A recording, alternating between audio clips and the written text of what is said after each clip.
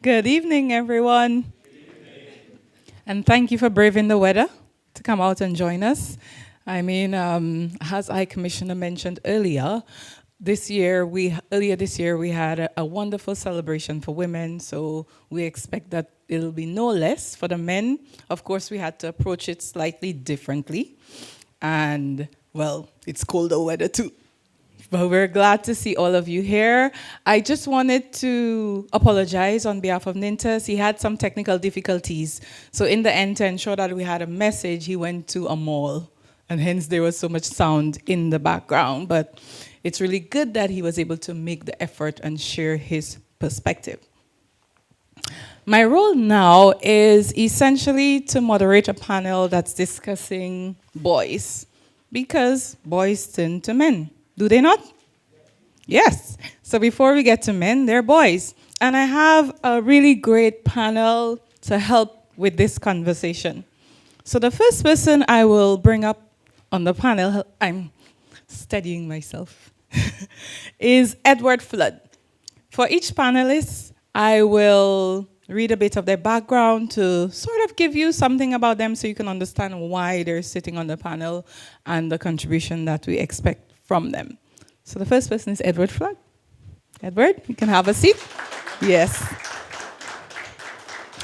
So Edward is someone whose personal story and professional journey has a personal story and professional journey that's deeply rooted in the values, cultures, and community of Saint Lucia.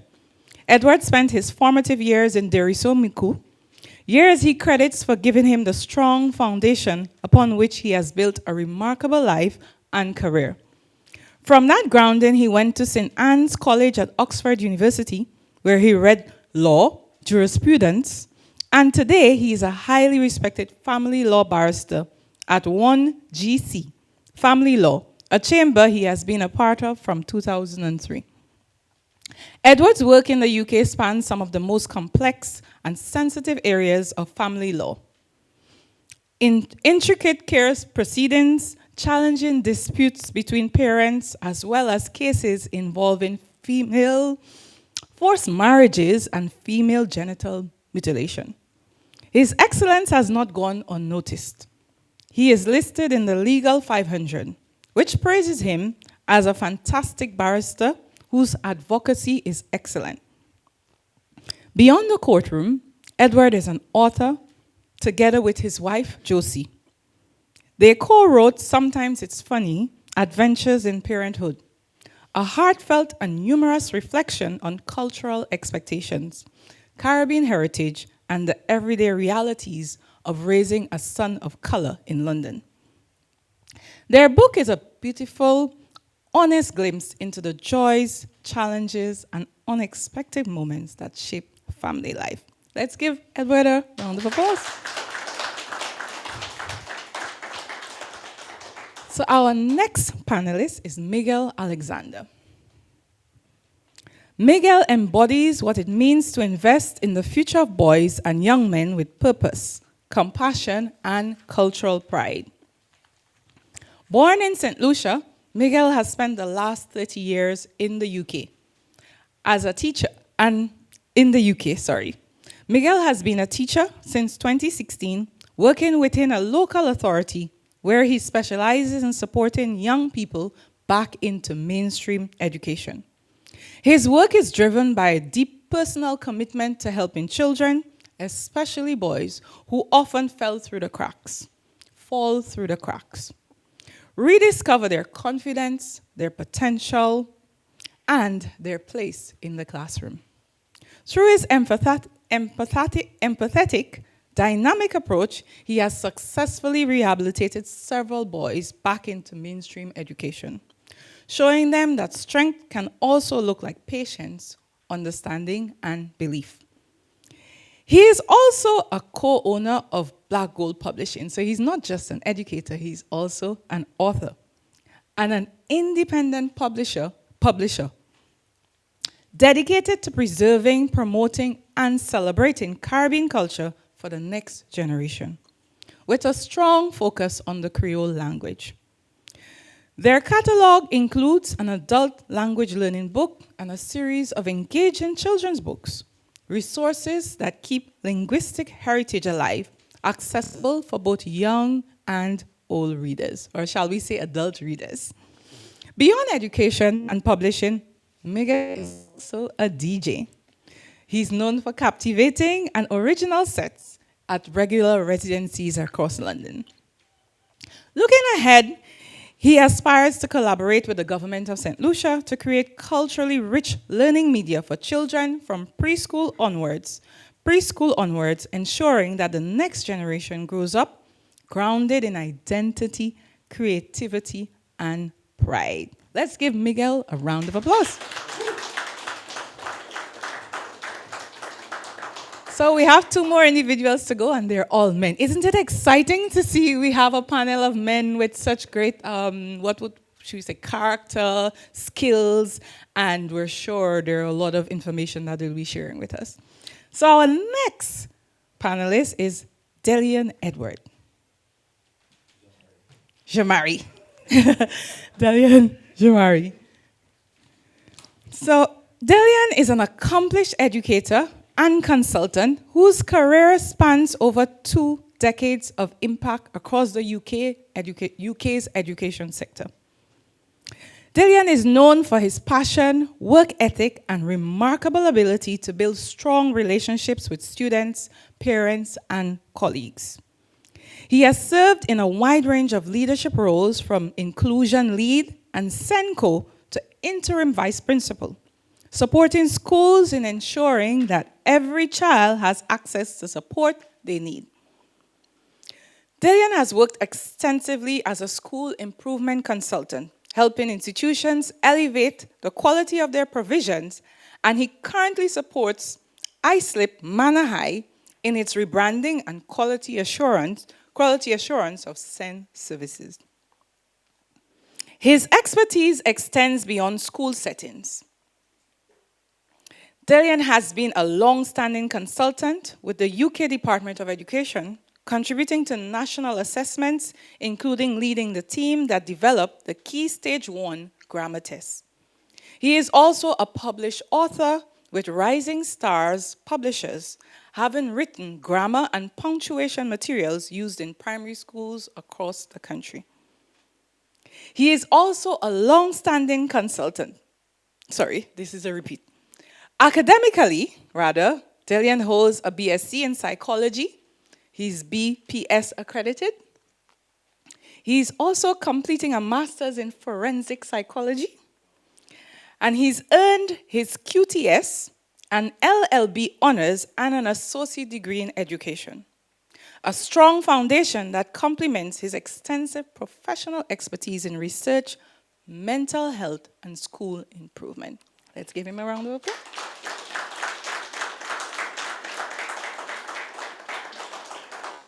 So our final panelist is Senie Emmanuel.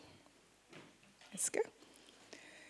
Senie is a passionate educator, a youth mentor, and community leader who has dedicated over 20 years to supporting young people in London.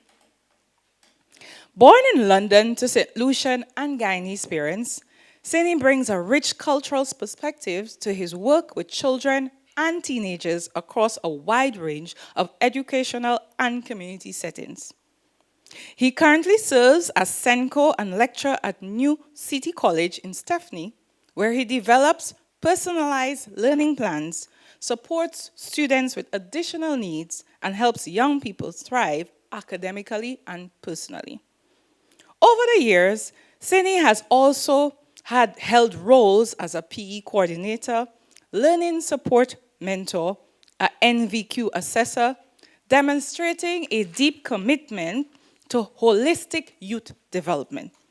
Beyond the classroom, he is the founder of Mindset Development, a football and personal development program that nurtures young players' social, emotional, and physical well-being, helping them to reach their potential both on and off the pitch. His teams have competed internationally, including appearances at the Gothia Youth World Cup in Sweden, where his under-12 squad became champions in 2019, and in the opening ceremony representing England in front of 52,000 spectators. Senie's dedication to young people extends into volunteering, coaching, and leadership roles in local sports, as well as community development initiatives across Tower Hamlets. Beyond his professional and community contributions, Senie is a creative force. He has acted in popular TV dramas such as The Bill and EastEnders, performed as a stand-up comedian, participated in theater productions in London and across Europe, and even walked the runway at London Fashion Week. He's currently working on 2 scripts or books that are in the pipeline. Senie's work embodies this year's International Men's Day theme, Stronger Together, Redefining Strength and Building Better Men Through Health and Wellbeing. Through his commitment to mentorship, education, and community, he models resilience, empathy, and powerful leadership, inspiring both men and boys to reach their full potential. This is our panel.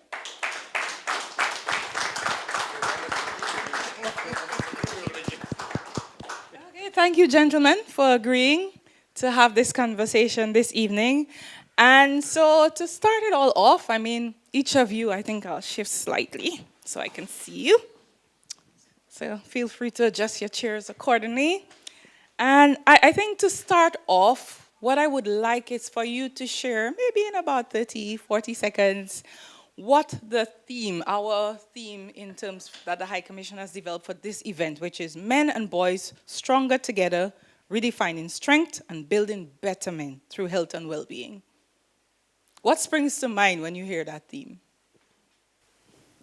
I think for me it's about resilience. It's been spoken about before, the importance of resilience, and it starts off when our young men are very young, and building that in them really as they grow up. Okay, excellent. Anyone else? For myself, you stole my word, by the way. But what was the second part of that thing? So Stronger Together, Redefining Strength and Redefining Strength. That sticks out to me because for men, what signifies strength in men is the typical egotistical, toxic male traits. But I think if we're redefining men, we're identifying what makes a man of today or what makes a real man. So I think that part sticks out for me personally. Okay. To me, it's, I think the bit that really catches me is how we redefine masculinity. What does that mean in the age that we live today? And having the men being role models to our boys and showing them a new way of defining strength and not possibly sticking to traditional views or traditional perceptions of what strength means. Okay. I think. Hello, can you hear me? Yeah. I think for me it is a mixture of what I've just heard. Definitely defining what does strength mean to a young man, a young boy. What does strength actually mean? And it's also breaking down stereotypes for young people, young boys, about what they should be offering as a young man. For me, it's trying to go inside those conversations. That's the thing for me, and that's what springs to mind. Excellent. Thank you for sharing, gentlemen. And as we go through the conversation, there are some questions that may resonate deeply with you and some may not. So feel free to answer the ones that resonate, and you can let the others go by. So the first question I will ask has to do with navigating. What do you believe boys today are navigating that previous generations did not? Okay, so for me, there's a lot. So the settings that I work at are young people, and also what wasn't mentioned, I think I didn't put that in there. I've been doing youth work as well for about 35 years with young people, you name it, from homeless to drug abusers, everything. We've done that. And I think there's a big difference in today with the young people that using the term masculinity, it's how they're seeing it. Where when I was growing up, you could be masculine, but there was a certain way you could be it, where now today, they're battling for that, and it's a battle between them now. And that's the thing that kind of ekes me a bit, is because they're battling to show their bravado, their masculinity, but it's the wrong way you're showing it. But there's a lot of pressure on young people, not just the boys. There's a lot of pressure on young people as well to be a certain way.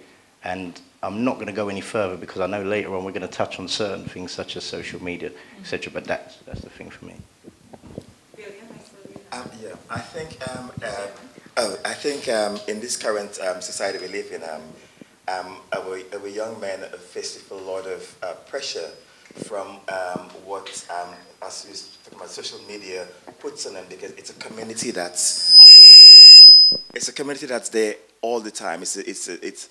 It's a live community, 24 hours a day, and they have there's an expectation to present yourself or to represent yourself in particular ways, and I think our young men have that additional pressure to to please their peers, to live up to certain expectations, which I suppose in an era where I grew up, where the computer didn't exist as much as it does now, and there wasn't that reliance on likes on social media. It was more about sports and playing outside and enjoying time with your friends.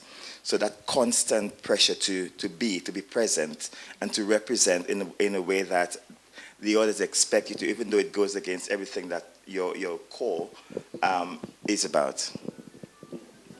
I think I was just going to say that, especially having a young son, even at his age, he is rising 7 now. It seems that conceptions of male and women are quite fluid in this society now. It sometimes can be difficult, I think, for young people to identify, what's a boy, what's a girl, just basic things like that, really. I'll just give you a little example. Even at nursery for my son, and he'd go in, and there are a lot of young boys coming in with tutu dresses, etc. And I think it can be quite challenging for young boys, young children, finding their identity at that age, trying to learn what their identity is, and being surrounded by the fluidity and not really knowing themselves. I think that's quite of a challenge, and I don't think that was as much of a challenge, certainly when I was growing up in Saint Lucia, really. That's what I found. So it's funny you brought that up, Edward, because we have a section where we were going to address that, but I think we can address that right now about the elephant in the room. And there is that view that our efforts in recent years, quite quietly, to focus on empowering women. Boys are becoming marginalized. They're trying to figure out what their identity is. So that is a bit of reaction to that. What do you think? I mean, we're saying, we were all about supporting women, getting girls out there, but then in doing this, we're not looking at our boys. That's quite true, I think. But I think where the world is going, and many people may not agree with me, it's a place where choice is something that's celebrated and something that's offered to a young man. So we don't have to stick to necessary stereotypes. Because if you look at lots of individuals who have mental health challenges about identity, their own identity, how do you see yourself? Or how do you represent yourself? We think that others would like to observe. And if you're coming from a religious perspective, you may not always agree with what the whole identity of gender and the fluidity of gender, what that looks like. But I think we live in a society here that's first world, and any identity is celebrated. Everything is celebrated. So giving people choice, it allows them to live, to actualize, I call it, to get to your true, authentic self, no matter what that looks like. And it may not be in some communities, but I think living maybe in the United States or in Europe, there's provided our boys with avenues they wouldn't have had otherwise. And it's a positive step towards the direction of allowing people to maintain a more positive emotional and mental well-being. Yeah. Okay, that's great. So thanks for sharing that. As we talk about identity, I think we'll come back to that a little bit later, more on identity. But boyhood, Is there such a thing that still exists? How is that evolving with technology? One of you mentioned, before you'd be outside playing, but now it's all about the screens.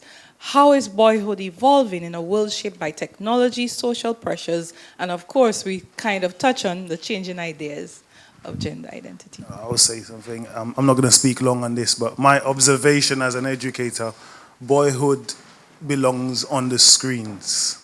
I grew up in the 90s as well, and we were outside. We were barefoot, playing football, you name it. But what I've observed is either Minecraft or what's the other one? Roblox. No, the top one. Fortnite. Like these kids will lose their mind for Fortnite, and I'm like, there's a certain level of aggression that is associated with Fortnite that I've observed that. We would get vexed playing cricket on the street or football, but this is a different level of aggression. So I think, managing. So when we speak about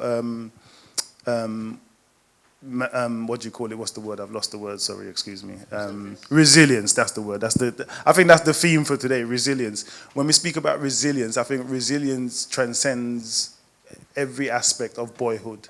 Because if you develop resilience, you're going to know how to manage your emotions. You're going to know how to treat people better. You're going to know how to deal with difficult situations. And because these young persons, girls included, are lacking resilience, they're unable to navigate some of these situations in life. Yeah. So. Yeah, I want to just touch on that because definitely with the boyhood, and just touching on what you said, I'm going to show my age. I was born in '69, so we never had phones. So if I had to go and meet you at 7 o'clock, then if I was running late, there's no way of me. Yeah, you'd have to meet me there. You'd have to wait. Where it is now, everything is on screens. And the childhood I had, where I could run about in the park, climb the trees, fall and drop and hurt yourself, and then go on crying and whatever, you can't do that now because now that boyhood of just going and climb up trees, they're being stopped of doing childhood things that we done. So it's like, how are they going to be a child? How are they going to build up resilience? Every time they fall down, we pick them up. There has to be a point where you fall down, you learn how to get back up. And I think we need to be instilling those kind of strategies in our young boys on how to pick themselves up rather than us just saying, we're going to do it for you. So that's kind of my take. I was just going to add, I think it's challenging though, because growing up in Saint Lucia, growing up in Deriso, in the country, where we would just go out and play on the field and climb the trees and go along the ravines and all of that and fall in, really. But here, I wouldn't send my son outside. Are you crazy?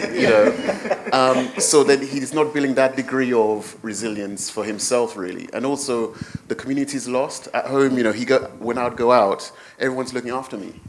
So the neighbor, whatever, would look out and say to my mother, look, Ted has done X, Y, and Z. But you don't have that. Well, we don't have that community here for my son. So it's So it's is a that challenge. why you would not let him go outside? That's part of it. That's Okay. part of it. Also, you hear about things that happen to children, really.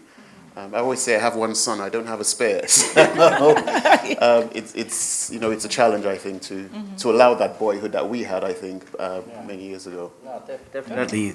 Just because, like you were saying, again, growing up, you could come out your house. I grew up in London, East London, okay?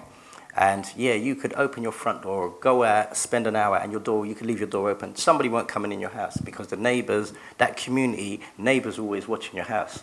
Mm-hmm. Yeah. If I'd done something, I could be in another borough. I could do something. By the time I got home, my mum knew because unknown to me, one of her friends see me do something. Mm-hmm. So that was the thing. But like I said, I do feel for young people, this generation definitely, because like I said, they're not going to fully enjoy what I believe is being a child, allow them to grow as a child. Let me just add one very quick thing. Yes, so we can. A few weeks ago, Shy Boy had this Junior Creole event, right? And he was on stage, and in front was kids, like just kids, being wild, doing their thing. And for me, is for us to create those environments. You might not be able to allow your kids to go on the street, but if we have events like that where we we allowed the kids to be themselves. I didn't see one kid getting told off, and there was a bit of feral behavior, but they were allowed to just be themselves and have fun. And so I think we need more things like that, where the kids are the focus, and because think about it, when you were a child, remember how nice it was when you went to places like family events or local events, and how nice it felt to see other kids and just think. So it's down to us as the adults, so the grown-ups, to create those environments that are safe for kids to be themselves. Yeah.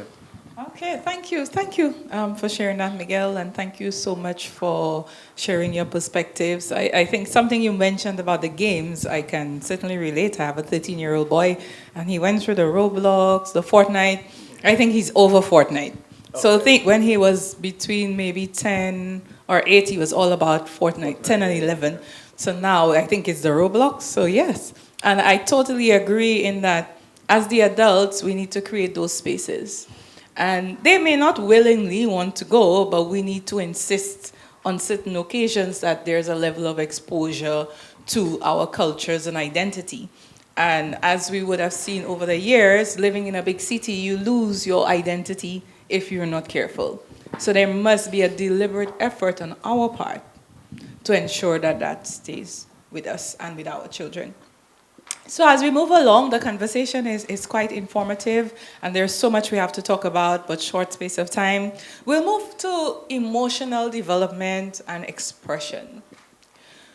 How can we help our boys understand that expressing emotion is part of strength and not weakness? So we'll take two. I think we as the older men have a responsibility to model what that looks like, because we grew up in an era where to be strong was to show toughness, to not show emotion, to not cry. Big boys don't cry, or they'll say man up, those sort of things. And it's about us showing our young boys or our young kids that it's actually okay to express those things, because then it's an outlet of healing, like.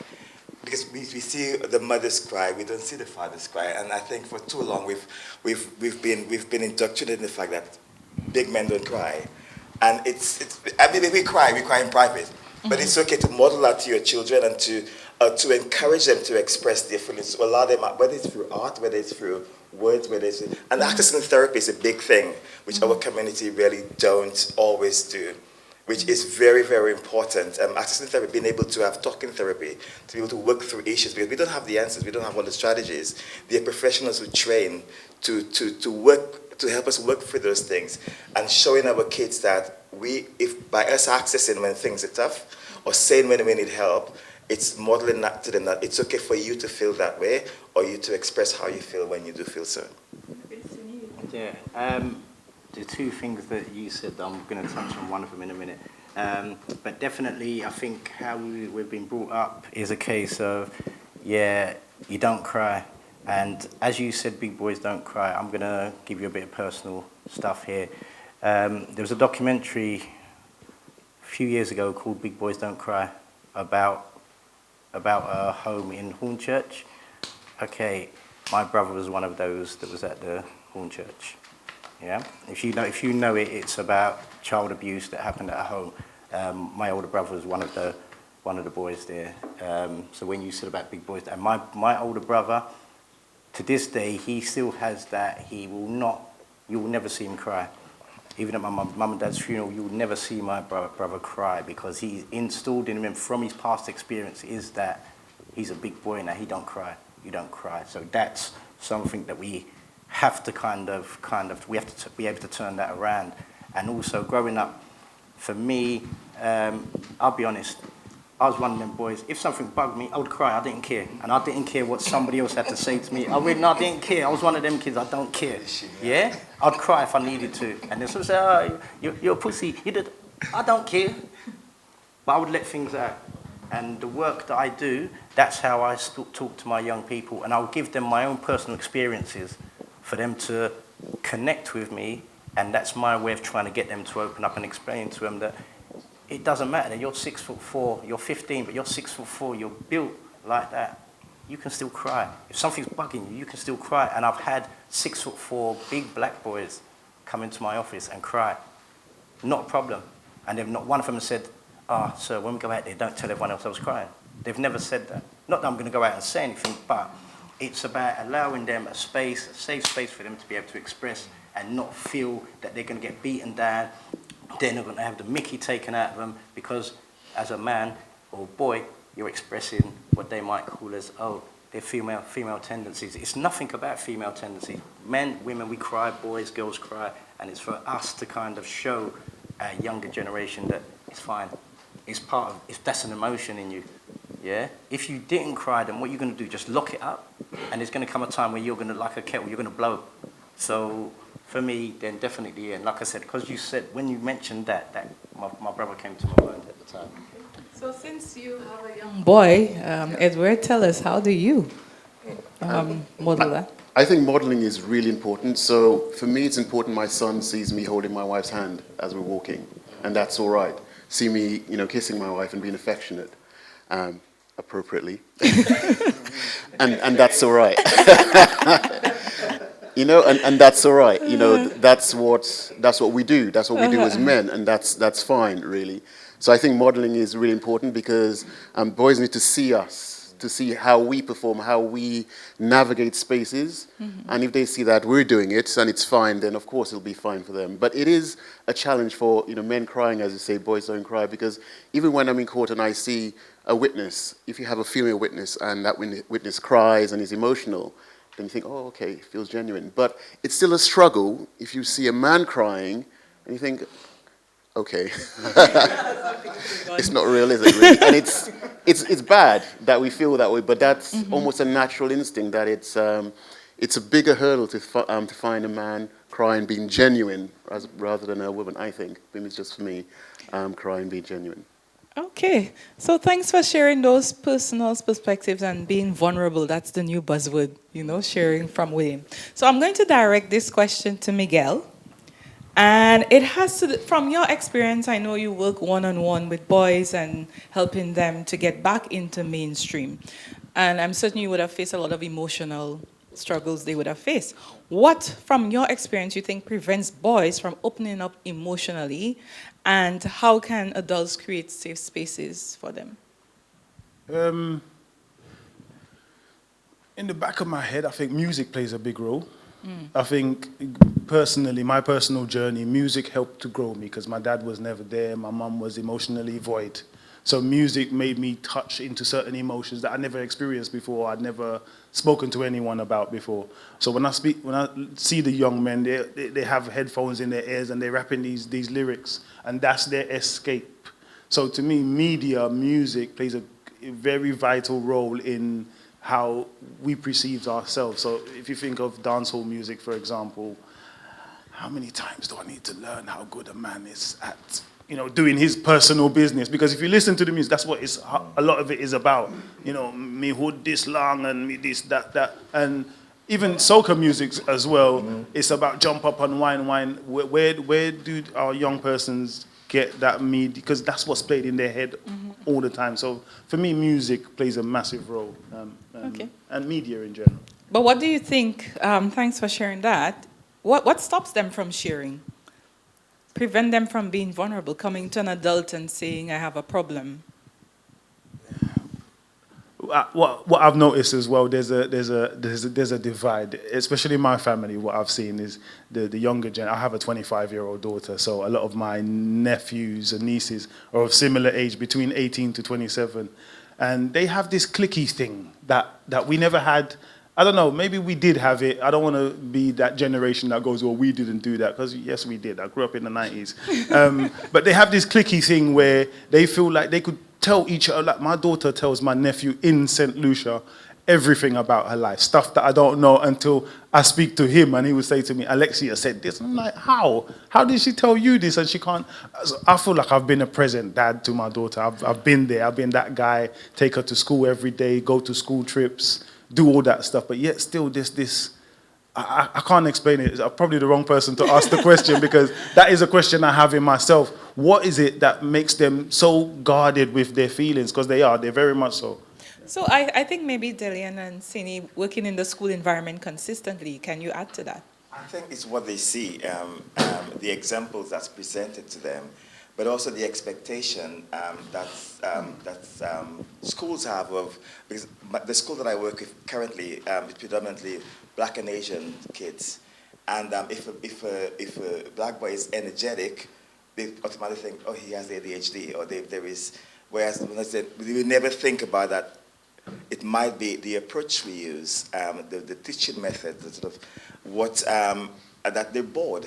And when I go into lessons, I said it's not always the child. It's about how we present ourselves as adults, what we model to them, and we don't spend enough time to figure out what makes them click. So it's about we have one what's the term that they use? One model fits all, and it's a time that we change that and listen to our young people and sort of observe what makes them click, and how we could adjust our approach to allow them the sort of the forum to be able to express that, but we don't give them enough opportunity to express that voice. And I think this is where we fail in our young people in society nowadays. We have the expectations that, oh, when I was a long time ago. Mm-hmm. Things were different. The expectations were different. Yeah. The influences were different. So we've not learned as a community to change with the times, and it's about time we kind of, adjust that and change that. Mm-hmm. Okay. All right. Thanks. So we'll move on to our next question. So good for giving that kind of advice and perspective from the classroom, to say that one size does not fit all in every facets. What habits should we help our boys build early so that they grow into healthier, well-rounded men? Okay.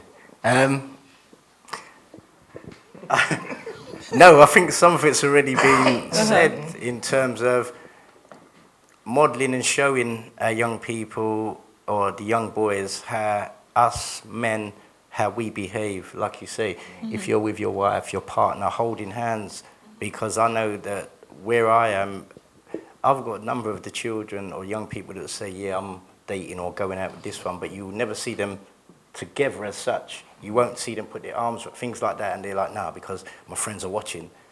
So a lot of it is fear as well, and it's getting them unpicking that thinking that they have that this is wrong, I shouldn't do that because my friends are going to think this way. And a lot of what the young people do is because of what their friend might think. And they need to understand that your friend isn't the one going to be paying your bills. Your friend isn't the one that's going to be doing the exam for you. Yeah, I'm not saying don't have friends, but at the same time, you have to be able to do things for yourself. And I think if they see us older generation or older adults doing things, then they're going to pick up on that. My boy, I'm going to show my boy's 29. Yeah, and my boy came to live with me when he was 11. So from 11, I've been a single dad doing that. Yeah. Throughout that time, I was brought up mainly by my mum. My mum was in a wheelchair. Her last 19 years of her life, I was her main carer. Okay, so that was the getting up 4 or 5 o'clock, tending to bed sores, pills. If I went out raving, I had to get back home for a certain time to make sure my mum got everything. And one thing that when my son came to live with me, one thing I always said, I would never lie to him. If my son asked me anything, I would tell him. And my son used to ask me loads of questions. What was you like as a child? What did you do? And I'd tell him straight. Yeah, I was this. There was a time when I was young, I was a terrible child. Yeah, but my son knows everything. But the good thing is that he's learnt from that. And again, have I got a minute or two? Can I give you another personal? Yes, of course. Okay. Okay, so my boy's 29. He had his mad year when he was 16, 17. He had his mad year, yeah? And I think most boys, or a lot of boys, go through that. He ended up in the wrong side of the law, ended up in prison, yeah? Could have got at least 16 years. The judge kicked that out. He ended up doing 5 years straight.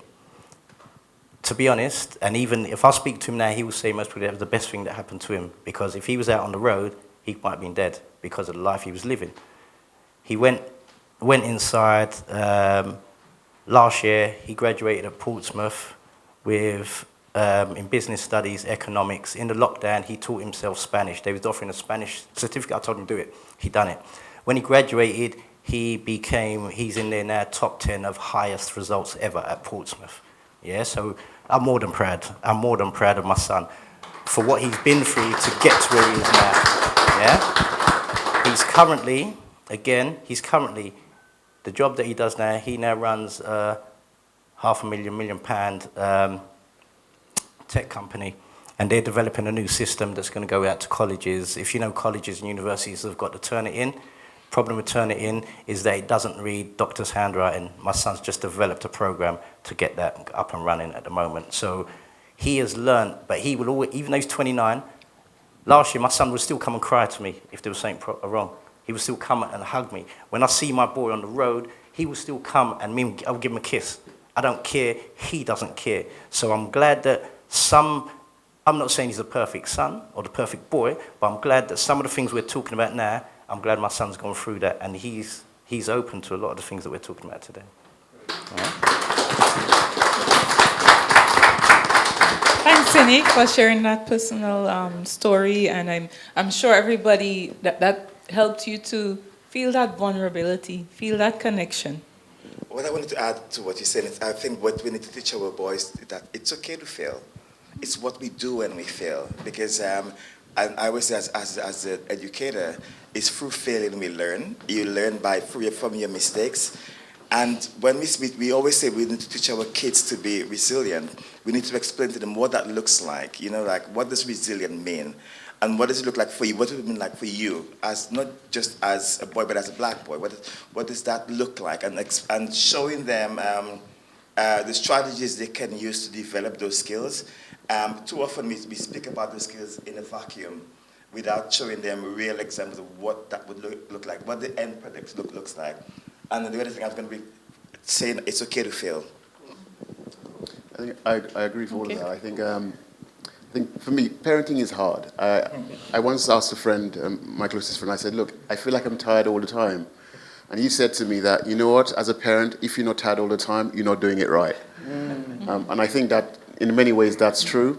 And for our son, it's plowing in every day. So for Jardiel, my son, we give him, he has affirmations every day he says on the way to school. I'm handsome, I am kind, wonderfully in the scripture. Beautifully and wonderfully made, I'm a child of God, I love me, I am Jardiel, all of those things, I'm honest. So he says that all the time, and we want him to say it and mean it and understand it, and it internalizes in him, so that hopefully when he goes out in the world, which he will, you know, we can only protect them for a period of time. Okay. Hopefully that foundation will stay with him. So I think that it's an everyday battle, really. It's every day turning up, just being present, I think. All right, so gentlemen, this conversation is going so well. I think we could go all night, but our time is running out, or has run out. So we're going to take maybe just 2 more questions.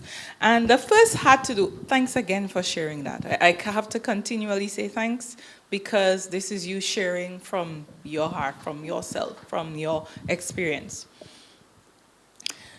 A couple of stronger together support systems for boys, because I think a lot of our conversation spoke about modeling, about showing that example of what they can follow, a role model, practices, you know, showing emotion. How can families, schools, communities work together to uplift our boys? 2 people, 2 persons to respond. So maybe Senie. That's a complex question. That's a very dynamic question. Okay, so schools, community, families. I think it's a case of, with the work that I do anyway, it's always a case of connecting the family, speaking to young people, connecting the family, seeing what the child wants, what the family want, and then seeing how the community can be involved in that in some way. Because a community can make or break a child. If that child feels comfortable going out in the community, they get to know people, they know people are looking out for them, they're going to feel comfortable, their confidence, everything's going to grow. But if they're in a community where they're being ostracized, every time they do something, they're being told off, they can't, they're not going to feel comfortable. They're like, well, why should I stay in this community? And they're going to be jumping from one community or one area to another because they don't feel comfortable in the area, where for me it is a combination of, yeah, we have youth clubs, we have community centres, and as we were saying earlier, it's the traditions and cultures that need to be kept and bring everyone in. Because when I was growing up, we used to go cricket with like our cousins, and there'd be like a coach every Sunday. We go cricket. I'll be honest, I didn't even like cricket then, but I've got to like it. But these things don't happen. All of that kind of fizzled away, and maybe it's as people got older, lives got different, understandable. But that was an enjoyable moment that brought everyone together, because it wasn't just, we had a couple of teachers that was at my school who used to play cricket. They found out, so they joined in. So we now had the connection with the school, with the family, with our community. And I think we have to try and build something that encompasses all of that, just to bring everyone in. Because there are young people out there that are lost. There are young people that feel like they haven't got a community. They feel that they've got nowhere to go. They feel abandoned. And us as older adults, we're the ones that can make that change. Yeah, they say, young people, you've got a voice, you can make a change. But how far can that voice go without adults jumping in to kind of drag them up? Okay, thanks for sharing that, Senie. Yes, Miguel, quickly. Add to what Senie said. Yes. Creating environments for young persons to flourish in, and that is keeping them within their community. And for me, community is the country you come from, your religion. I find if we look at other communities that do well, religion is their base.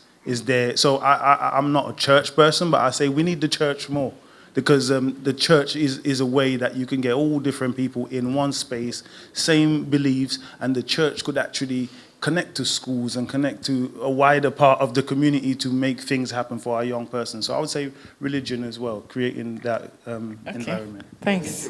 I wouldn't say religion. 10 seconds, David. Yeah, I would say spirituality. Encourage the spiritual growth of your young men. Yeah. Whatever that looks like, whether it's meditating at home, whether it's reading the Bible, because I think for me, although I don't go to church anymore, a big part of who I am, the core of who I am, was what I got from going to church every Saturday. I'm a Seventh-day Adventist. That's what the church I grew up in. Is that input you got from that being in fellowship with others and being able to read the Bible. I think it's very, very important to have something to hold on to, because without something to hold on to, we kind of lose the essence of why we're here. So the identity, that foundation, that base. So thank you so much, because that question answered one I was going to ask about skills to navigate successfully. So it's good that you've shared that. Now, I want each of you to give me one line for this question. Otherwise, they'll be pulling me out of the door, okay? The question is... So just one skill. So each of you will give a skill. So it must be different. What skill do you think a boy need to survive successfully? One skill. Quick. Can I still say resilience again? Yes, you can. Yes. Because I think that's just so important, really. Okay. Yeah. Sorry, resilience. Okay. Yes, Miguel? Foresight. Okay. Self-love. Mm-hmm. I just think self-belief. Okay, excellent. Thank you very much, gentlemen, for sharing, and thank you for being such a wonderful audience. We've run out of the time, so if you have any questions, you can ask those questions later on. And I also have to apologize, I said Delian's name incorrectly. It's Delian Jamari and not Edward. Thank you. I hand you back to the MC. Thank you, guys. Thank you so much.